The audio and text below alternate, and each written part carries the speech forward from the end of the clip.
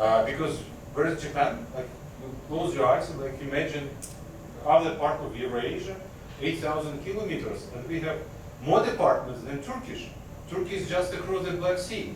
You can't find department in European languages, which are neighbors, but Japanese, for some reason, is very well presented, which now I'm very happy. But please study English. I mean, for Japan, I think this is enormous opportunity to be part of this international new world, which is now been created.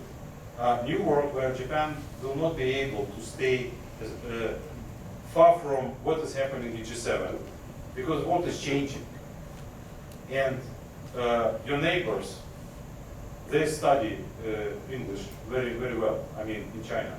Normally they speak Russian, but now they begin to speak English because they want to be present as a global power. If you want to be a global power, it's absolutely necessary. Thank you. Thank you, Bradley. Thank you. Thank you very much. We have actually lots of questions from the students that are connected to today's lectures. So I'm just going to pick up one of the questions from there. Ambassador, do you have any expectations for university students here in Japan to support the Ukrainian people you can live? Any expectations for university students to do that? I have, I would not say expectations. I'm not in a position to expect anything from anybody.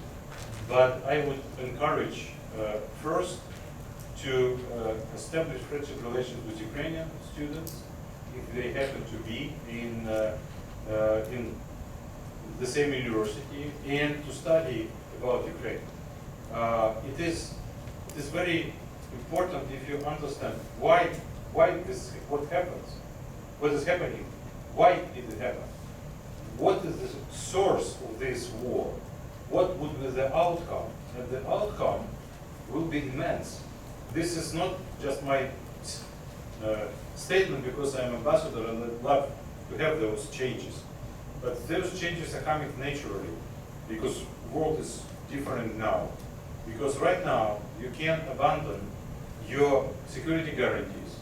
You can completely neglect your obligations by international law, and you can assault your neighbor with military force without real consequences. So the world system of security is not working. This is a simple fact.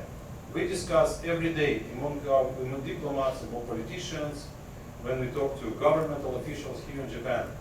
The world is changing, and those changes will be very different. And to understand the source of this, Ukrainian history and what is happening around Ukraine is very, very useful.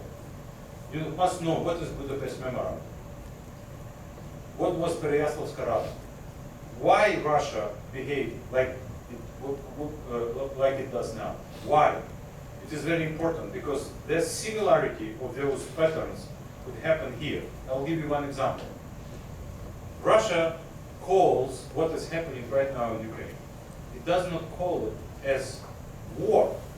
It calls it special operation. Why? Because the law of war exists. It could be applied to Russia. They don't want this because this law may have consequences for them. What happened 2 days ago? China adopted new regulation, new law about non-military operations. So some military operations, not military, non-war operations. So they actually did the same like Russia. They're preparing themselves to call assault on a neighbor special operation. They will not announce a war. And this is a pattern. This is I'm telling you. So those things will be replicated. We don't know what Kim Jong-un will think. Who knows him? I mean, who may predict his behavior? And United Nations Security Council doesn't work. To understand that, it's very important if you feel very deeply and understand what happened 24 February 2022 between Russia and Ukraine. So I urge students to study that. In future, in your future endeavors, it will be very important. You will see that. Thank you very much for powerful messages as well. And apparently we have lots of questions here, but due to limits of time, we're going to need to end the question and the Q&A sessions here. Once again, thank you very much, Nalanda.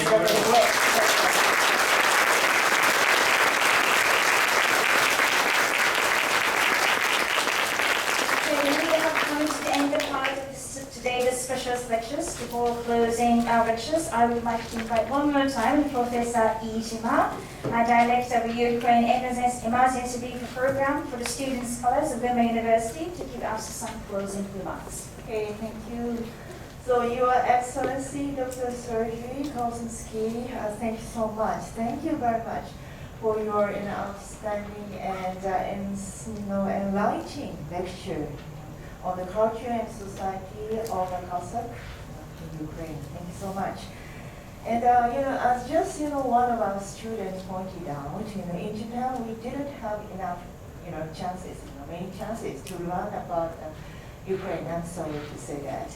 But now, thanks to your lecture, wonderful lecture, I think how we can understand and we can learn a lot.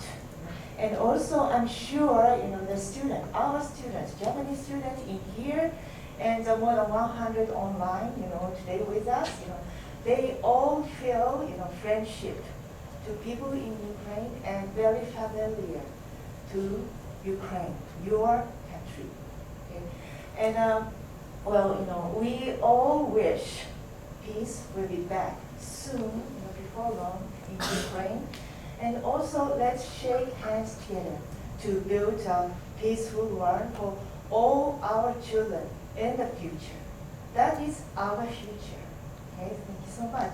Okay, now, ladies and gentlemen, let's give big hands once more again to Dr. Sergei Kosinski. Thank you so much.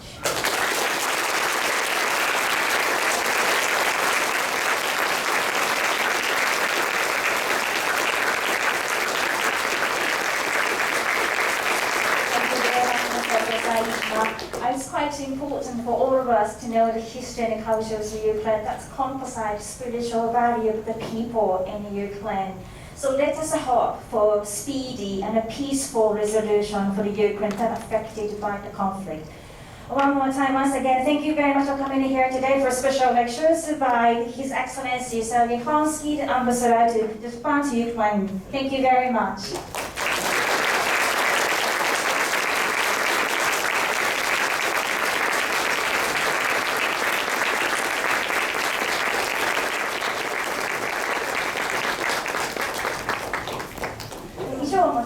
特別講演会を終了とさせていただきます。会場にいらっしゃる皆様は忘れないようにお願いください。本日は誠にありがとうございました。